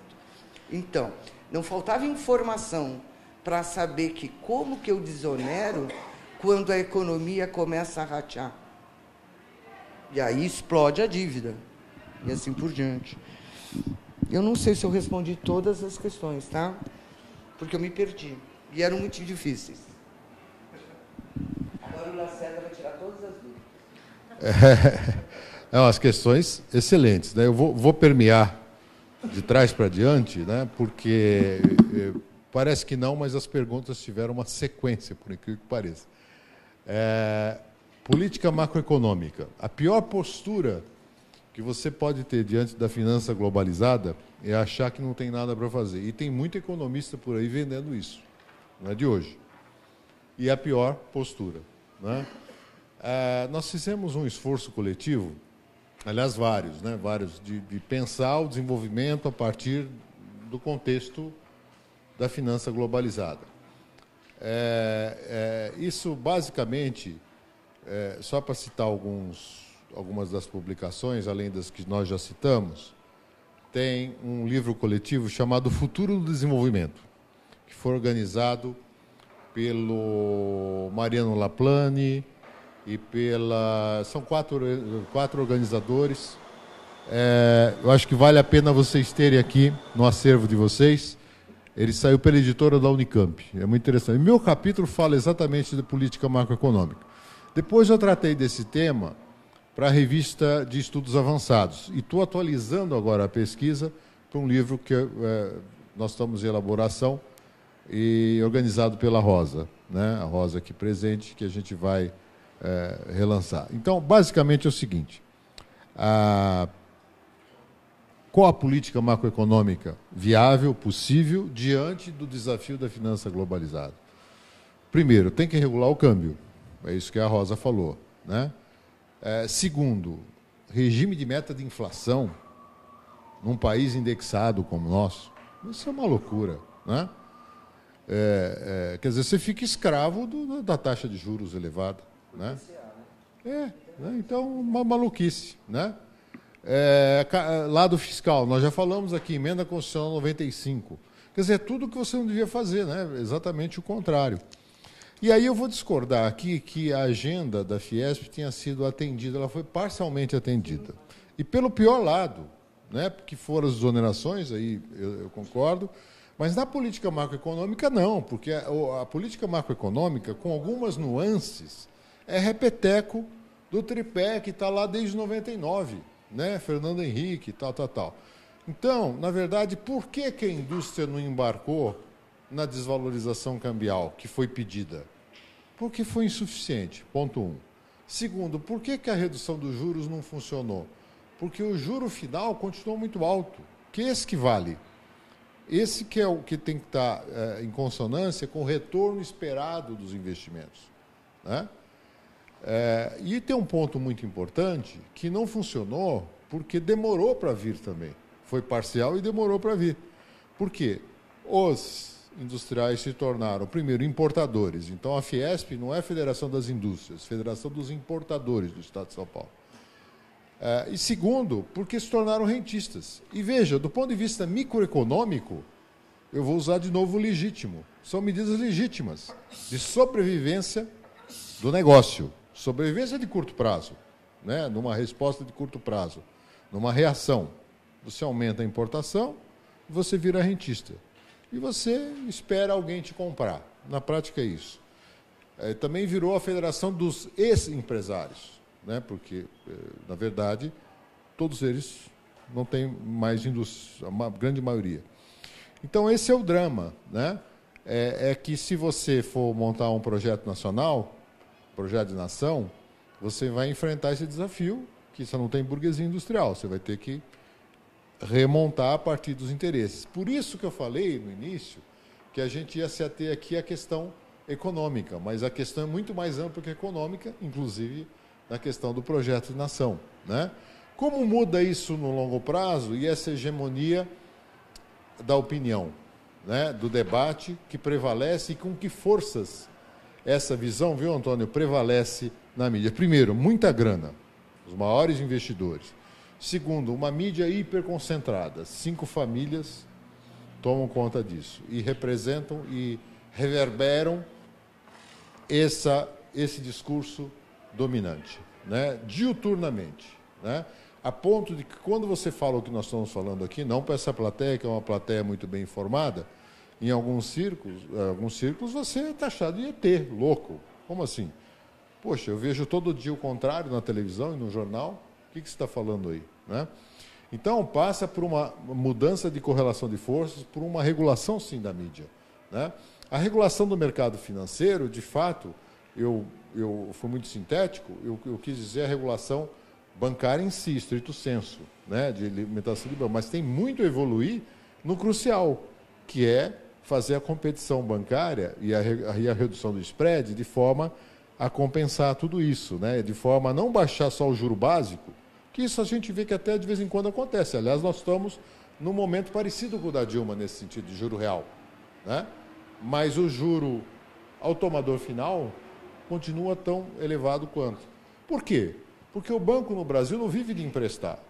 Ele vive de, melhor, emprestar sim, mas para o governo, compra títulos públicos. Então ele não é um intermediador na função clássica do sistema financeiro. Quem é que felizmente ainda cumpre esse papel no Brasil? Bancos públicos e, muito bem lembrado aqui, o cooperativismo. O cooperativismo é uma revolução que está muito presente, especialmente na agricultura e pecuária, de uma forma muito forte, e que cumpre um papel, quer dizer, se não fosse isso, a nossa crise seria muito maior, né, na verdade. Então, o sistema de crédito cooperativo começa a incomodar o sistema financeiro. E aí está o perigo, né, porque, evidentemente, eles têm um poder de formação de opinião muito grande. Né? Como enfrentar a indústria 4.0 quando nós estamos num processo de desindustrialização? Né? Quer dizer, então o Brasil, nesse ponto, está na contramão do processo, porque o mundo está discutindo a indústria 4.0, que na verdade não é só indústria, como já sinalizou aqui a Rosa, é a internet das coisas, é a robótica, é a nanotecnologia, é a digitalização, é esse mundo novo, né, que está muito presente. A China tem isso muito claro, os Estados Unidos tem muito claro, e no Brasil a gente está patinando nesse processo que é retrógrado, né, porque você tem uma elite econômica absolutamente, ou não acredita no país, né, ou acha que o bom é lá fora, e compromisso zero com a nação. Né? Então, é uma composição muito difícil. É difícil você ter os interlocutores e agentes que possam conduzir isso. No longo prazo, eu acho que isso você vai resolver com muita educação financeira, além da educação tradicional. Né? E principalmente resgatar a velha e boa política industrial, que é outro palavrão, virou outro palavrão, né? Porque os caras não estudam política industrial, os economistas brasileiros do mainstream, né? Não estudam política industrial, estudam muito mal política macroeconômica, né? Porque lá fora, o que acontece? O mainstream já fez a revisão. Você pega o Olivier Blanchard, você pega o Daniel Rodrik, você pega o Paul Krugman, o Stiglitz, todos eles vêm de uma formação ortodoxa, mas fizeram a crítica.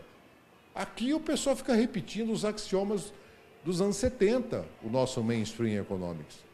Né? E está presente, falando aí das candidaturas, na maioria das candidaturas do centro para a direita.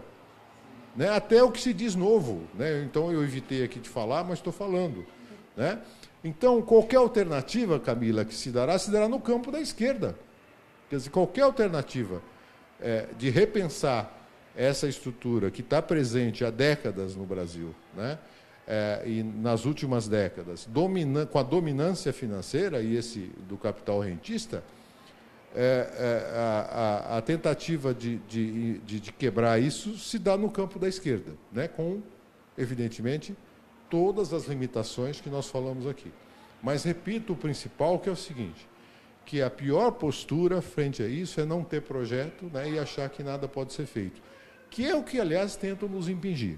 Né? Por quê? Para prevalecer o status quo atual. Né? Porque que representa uma transferência de renda. Se você imaginar, eu falei aqui em 400 bi, só a transferência de renda do financiamento da dívida pública. Se a gente somar a transferência de renda que se dá via pagamento de juros no setor privado, nós vamos chegar a uma transferência de renda de toda a sociedade que paga impostos para o rentismo da ordem de R$1 trilhão ao ano. olha, nós estamos falando de algo próximo de 20% do PIB, né? Quer dizer, que é sugado de toda a sociedade para lucros corporativos ligados à finança. E lembre, não é só banco. O banco ganha muito, né? Acho que foi a Exame que fez que você citou, a revista que você citou, que fez um levantamento, e os acionistas do Itaú, os principais acionistas, controladores do Itaú, que são acho que 3 famílias, ganharam nos últimos 5 anos 9 bilhões de reais em lucros e dividendos. E, como a Rosa lembrou, não pagaram 1 centavo no imposto de renda, porque lucro e dividendo, o governo Fernando Henrique isentou em 1995, e desde então não foi reintroduzido. E o mais incrível que eu acho, quando isso vira quase que um consenso na discussão sobre reforma tributária, quer dizer, entre aqueles que enfrentam mesmo, vem o seguinte argumento: não, mas o potencial arrecadatório é muito pequeno. É 8, 10 bi. Né? Primeiro que não são 8, 10 bi. Né? Se só essas 3 famílias ganharam 9 bi em 5 anos, você imagina você instituir uma tributação justa sobre isso, que pode ser, por exemplo, não muito descolado do mercado internacional, vamos falar de 15%, quanto que você não teria de potencial arrecadador? Né? Aí depois é o princípio da justiça tributária. Né? Não tem o menor sentido você tributar alimento, né? Ou bens de consumo duráveis, de consumo popular, com taxações enormes, e zero em lucro e dividendo, zero em helicóptero, em iate, em jet ski, etc. Quer dizer, é o princípio da justiça tributária. Quer dizer, não importa se o imposto sobre fortunas é outro, né? Imposto sobre fortuna é sobre herança, que no Brasil são ridículos. E de novo, os conservadores sempre dizem, o potencial arrecadador é muito pequeno. Mas muito pequeno, mas põe que é melhor que nada. Né? Então, são essas questões estruturais. Agora, no Brasil, não vamos esquecer, todos que tentaram mexer na estrutura caíram. Tá certo? O mais recente foi Dilma, mas antes disso, João Goulart, Getúlio Vargas, de uma certa forma.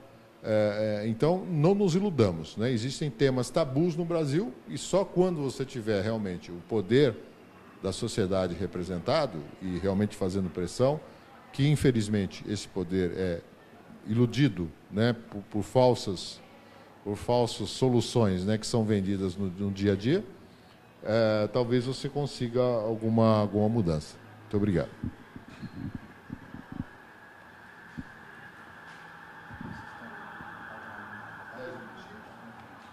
Então, acho que a gente tem tempinho para mais uma ou 2 perguntas finais. Aproveitando que ele mencionou sobre a questão tributária, né, dia 25, segunda-feira, né, a gente vai ter um debate aqui na Tapera sobre esse documento, a reforma tributária necessária, que a plataforma de política social acabou de lançar. É um documento com 42 autores que escreveram, né? E a gente vai ter aqui o Eduardo Fagnani, assim que pronuncia, Fagnani, e alguns outros coautores aí do estudo, né? Na próxima segunda, é isso? Na próxima segunda aqui. Então, é um tema também essencial aí de destrinchar um pouco mais. Alguém tem... Você mais uma, Madame, quer falar alguma coisa? Felipe? Você? Eu só queria perguntar, sinta-se à vontade de responder. A gente falou de economia, mas não... comentando um pouco de política. Pegando os pré-candidatos que estão aí do centro, mais centro-esquerda, Ciro Gomes e Boulos, do ponto de vista de vocês, né? Se você sinta-se à vontade de falar também, quiserem falar de outros candidatos, para a gente pensando nessa questão política que está aí para a gente. Né? Muito obrigado pela palestra. Eu tenho uma perguntinha um pouco mais técnica dele. Breve também. A dívida bruta está batendo 70 e poucos % do PIB, né? Ela ficou 55, 60 durante todo o governo Lula, não? Não é isso? Todo o governo Lula.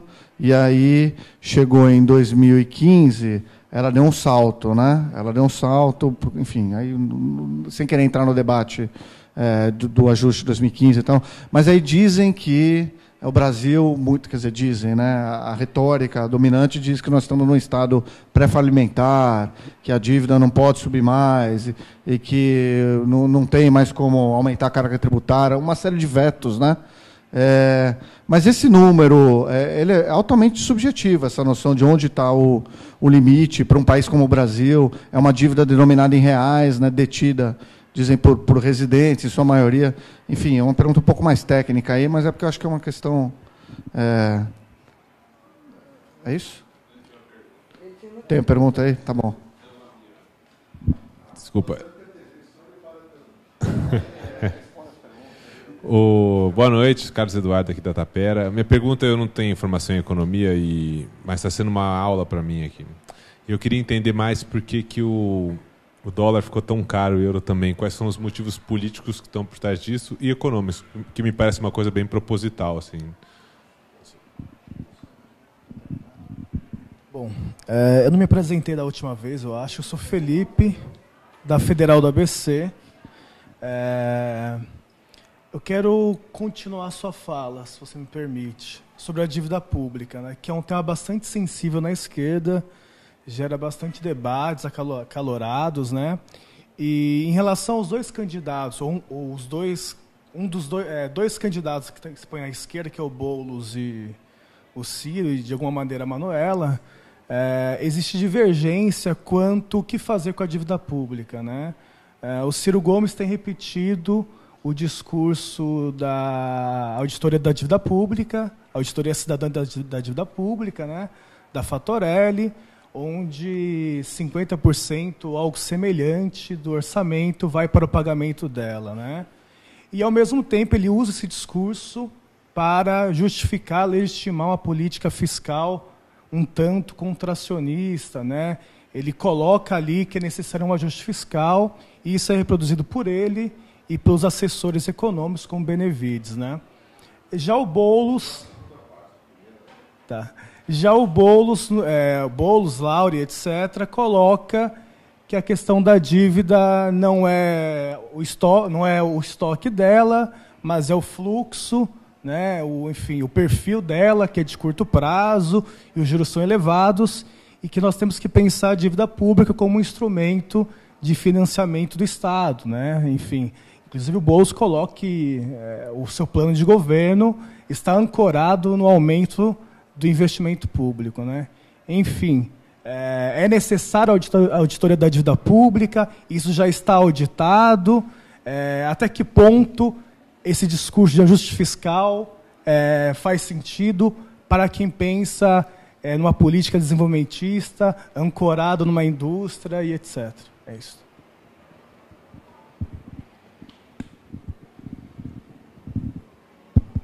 Deviam ter nos avisado dessas perguntas, né? A da dívida parece que tem uns tempos. Mas, meu Deus do céu.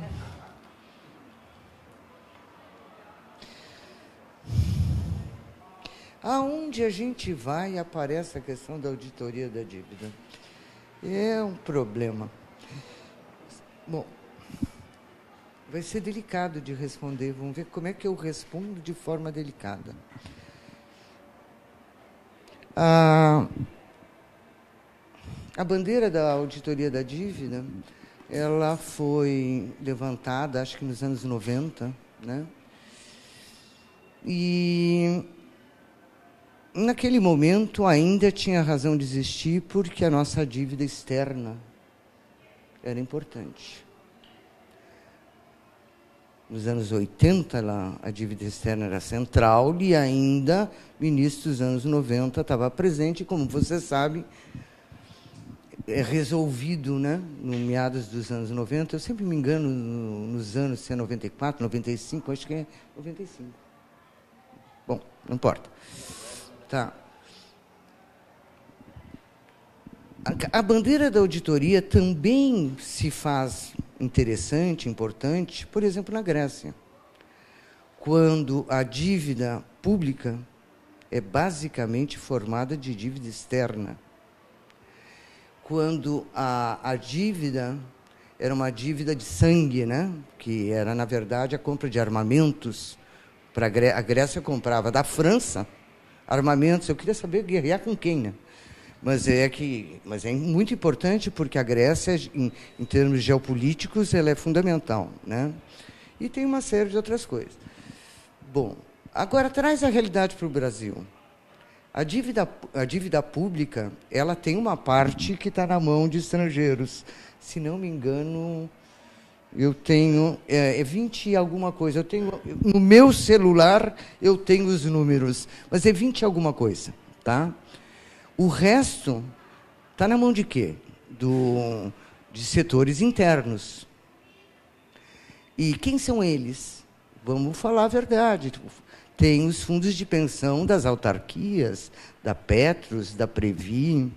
Também tem em fundos em geral, são negociados pelos bancos, o Lacerda mesmo mencionou. Mas vamos lá. O que é... Eu penso assim, quando as pessoas defendem que não são economistas, eu fico imaginando assim, o que elas pensam que é dívida, hein? Você tomou emprestado, aí está devendo. Porque eu tomei do Fundo Monetário Internacional, do Clube de Paris, etc., estou devendo. Isso é completamente diferente da emissão de títulos, que é um instrumento, sim, de política fiscal. Porque ou você tem essa opção, ou vai emitir moeda. Né? Então, nessa situação, é um instrumento legítimo. Dívida, isso é coisa de, sei lá de quem, que acha que o bom é não ter dívida. Você tem que ter dívida. Tem que ter dívida se tu está incluído dentro do modo de produção capitalista, porque é a maneira de... Bom. O que eu estava falando? Que eu estou ficando com Alzheimer, o alemão bateu aqui. Mas, então... É que eu não quero falar palavras, eu não quero adjetivar nem nada, mas é uma confusão danada. Então, veja, o nível da dívida, qual é o ponto de inflexão? O que é uma dívida alta, o que é uma dívida baixa? Não existe isso. O que existe é a dívida no país X e no país Y. Eu tenho países que é não sei quantas vezes o PIB e outros que é embaixo, ou seja, tudo tem a ver com o quê? Com credibilidade, com confiança, com incerteza, etc. Agora, se eu comparar nos países, a nossa dívida não é alta. E vamos lá, por que ela cresceu? Ela cresceu por quê? Porque a arrecadação caiu. Então, vamos falar de onde que vem. Como é que o superávit primário virou déficit primário? Simplesmente porque os gastos galoparam ou porque, ao mesmo tempo... Claro que até cresceu, porque tem... até crescimento vegetativo, no caso da Previdência, etc., mas tu teve uma queda da arrecadação brutal. Aí tem que crescer. Né? Então, qual é a solução? E outra coisa, é a taxa de juros. Esqueci da taxa de juros. Oi? Pode. Ela também não responde apenas a variáveis fiscais, né? Porque eles olham para a dívida bruta. Ela sim. Títulos em carteira do BNDES, do Banco Central. Ela não cresceu porque sim. o Estado gastou muito. Exatamente. Mas se nós estamos preocupados com a dívida, em primeiro lugar, eu não estaria tão preocupado com a dívida. Quem coloca a culpa na dívida são eles, vamos dizer. A reforma da Previdência tem que ser feita por causa do crescimento da dívida pública. Tudo, a emenda constitucional 95, que congela, quem era o culpado? Era a dívida, porque nós íamos para a insolvência completa. Não é bem isso que está acontecendo. O que nós temos que fazer é voltar a crescer, voltar a arrecadar, ter emprego, ter renda, mas temos que baixar a taxa de juros. Ao baixar a taxa de juros, só isso já modifica o serviço da dívida. Temos que alongar a dívida? Temos, mas eu não me lembro da composição. Eu sei que alguma coisa já tinha sido alongada, mas tem outros que são em 5 anos. 5 anos é curto prazo. Né, em termos de dívida. Então, a gente tem que se preocupar em alongar a dívida. Mas não adianta eu querer, eu tenho que mudar toda a gestão política, né, e econômica do país para você permitir você vender títulos alongados. Né? Então, essa questão me parece anacrônica. Eu preferiria que se falasse em reduzir a taxa de juros, de regulamentar o sistema financeiro, controlar a entrada do capital estrangeiro, na forma que vier, tá? Tudo que nós aqui mencionamos, do que pura e simplesmente falar em auditoria. porque, inclusive, o Lacerda pode me ajudar nisso. Como é que é audito uma dívida pública? Na medida que, eu não sei a relação, tá? Só sei a relação no plano mundial. Quanto é de emissão primária e quanto é do mercado secundário, que gira, gira, gira, gira. Como é que eu audito isso?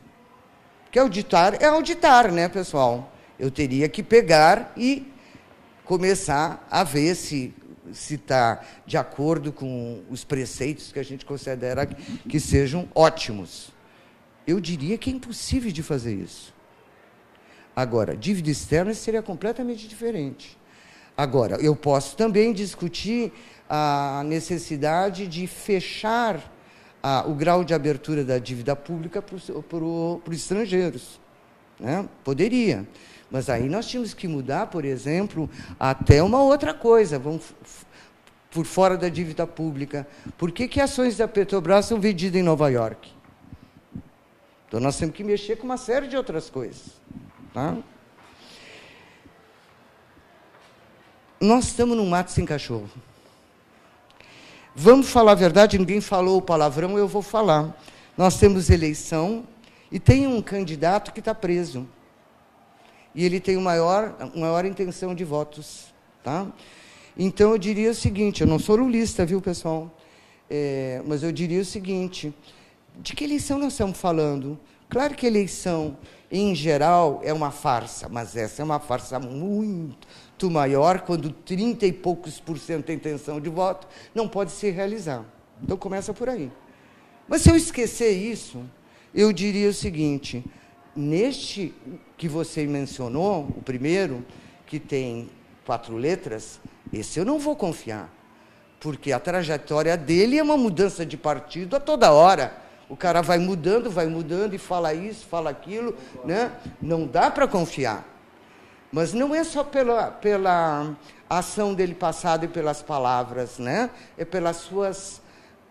do que ele está propondo. Realmente o que ele está propondo significa ir no cerne da questão? Eu acho que não. Por isso eu ficaria com o outro, que tem quantas letras? 6 letras. O Boulos, né? Guilherme Boulos e Sônia Guajajara. Eu faço questão de falar o nome dela, porque ela é uma candidata a vice, que a gente chama de co-candidata, indígena. É para a primeira vez na história deste país, como dizia o Lula, né, que isso acontece. Então, é muito interessante alguém que representa o movimento social urbano com uma figura indígena. Né? Então, a simbologia disso já é legal. Agora, ao mesmo tempo, me chama a atenção a forma como está sendo elaborado o programa, né? Que está sendo bastante democrático e tal. Não quer dizer que o programa vai ser uma perfeição, o melhor do mundo. Talvez até em algumas eleições passadas a gente tenha construído programas mais interessantes, né? Mas isso, na situação que nós estamos vivendo, é muito interessante. Alguém que propõe o contrário do que acontece. Aumentar o investimento público, baixar a taxa de juros de forma consistente, controlar a capital, etc., etc. Tá? Eu acho que não tem termos de comparação pela inserção social de origem dos 2 candidatos que tu mencionaste e pela proposta de volta por cima. Né? Por isso eu não compararia os 2. Sobre o dólar, tu vai falar, né? Posso? Pode. Tá. Bom, para ficar na temática aí, o que eu acho que vai ser importante, né? Se você conseguir construir uma alternativa à esquerda, pensando já no segundo turno, né? No primeiro turno você vai ter as várias nuances aí, mas que você consiga, para o segundo turno, construir uma candidatura que se contraponha ao candidato de direita, que provavelmente já está garantido a julgar. No Brasil é difícil dizer que está garantido. Mas a direita tem grande probabilidade de ir para o segundo turno. Né? Então, eu acho que essa construção vai ser muito importante. Né?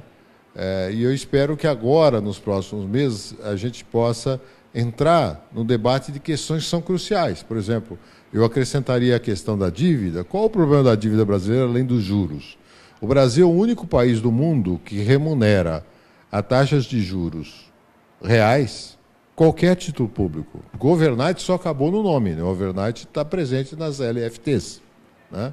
Você compra título público da noite para o dia e recebe rendimento real. Nenhum outro país que eu conheço faz isso. Né? Pelo contrário, você pune o curto prazo. Por quê? Para obrigar o cara a manter recurso em caixa, porque isso vai favorecer de forma a atividade. Aqui você favorece o ócio e o rentismo, né? Não tributando ou não tributando suficientemente, e oferecendo liquidez, rentabilidade e segurança ao mesmo tempo. Quer dizer, fere a lógica da aplicação financeira. Né? E quem paga isso é o Estado brasileiro, transferindo, né, do nosso dinheiro para isso. Então, se dívida não fosse bom, você não teria todos os Estados nacionais endividados. Né? Inclusive o hegemônico, que é Estados Unidos. Né? Tem uma dívida superior ao seu PIB. Né? Por que o dólar se valorizou? Né? Por uma série de fatores, entre eles um fato histórico, fundamental, que desde a Conferência de Bretton Woods, 1944, Estados Unidos conseguiram, não apenas pelo seu poder financeiro, mas militar e tecnológico, vamos dizer, colocar o dólar como moeda de referência internacional. E ela continua, apesar das crises, sendo a moeda de preferência internacional. Então, os Estados Unidos têm um poder de formação de preço da sua moeda, joga ela para cima ou para baixo, conforme o interesse da ocasião. Como agora quem está capitaneando, o capitão não é muito confiável, né? E dadas as condições, o dólar está se valorizando, o que significa que todos os demais tendem a se desvalorizar, que é o que está acontecendo. Né? Mas no Brasil, especificamente, além disso, tem muita especulação, tá certo? Porque nós temos uma conta aberta. Né? Se você pegar os indicadores, não deveria, os indicadores de solvência, de dívida, de déficit e posição internacional, você não teria espaço para uma desvalorização da forma como está ocorrendo, uma volatilidade tão grande. Isso tem a ver com a especulação, então, daí a importância do controle cambial, né? Que é um tema tabu no Brasil. Quem tentou fazer isso caiu. Né? Isso vale também para o governo Dilma. Né? Então, o que acontece? O enfrentamento dessas questões, né, fundamentais, é que dará algum espaço para você construir alguma coisa no caminho de favorecer desenvolvimento e crescimento. Tá? O caminho da recessão e achar que o ajuste fiscal a qualquer preço resgata a confiança, né? E de novo vou citar o Paul Krugman, que chama isso de acreditar na fadinha da confiança, né? Que é o discurso de Meirelles, essa turma toda aí, né? Que você corta gastos, né? Com isso os empresários vão ficar confiantes e vão investir, né? Eu brinquei uma vez num encontro que a Rosa organizou lá em Salvador, e foi o Temporão fazer uma palestra, e o Temporão fez uma piada interessante, que ele falou assim: eu vi que o Meirelles vai estar por aí, vocês mostram o capítulo tal de Keynes para ele. Né? Eu não perdi a piada, eu falei assim: olha, aproveita e apresenta Keynes para ele, que provavelmente nunca leu Keynes. Como não leu outros também. Né? É um grande embuste, na verdade. Né? É um samba de uma nota só, ele sabe... Parece aquelas 3 coluninhas de palavras que ele fica repetindo de forma empolada, né? Para mostrar pseudo-sabedoria, e não entende patavina. Né? Não entende patavina. Ele está lá porque ele está lá para fazer um serviço. Né? Aliás, esse conflito de interesses, né? De você ter Banco Central e Fazenda, um revezamento entre os grandes bancos, isso é escandaloso no Brasil. Né? Escandaloso no Brasil. É muito difícil romper. Né? Mesmo a esquerda, quando esteve no poder, não conseguiu romper. Né? Até porque a proposta era exatamente essa. Se você pegar a carta aos brasileiros, né, que na verdade era a carta aos banqueiros, estava lá o pacto sinalizado. Né? E só foi possível naquelas condições porque você tinha um quadro internacional extremamente favorável ao Brasil. China bombando, subindo o preço de commodities, demanda internacional crescente. Hoje não é possível, né? E daí, cada vez mais a necessidade de enfrentamento dessas questões, porque o espaço é muito reduzido. Muito obrigado.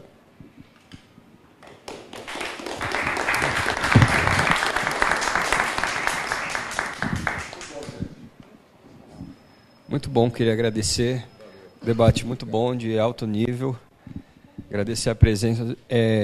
Nós temos o vídeo aqui disponível, foi transmitido ao vivo. Agradecer a presença de vocês.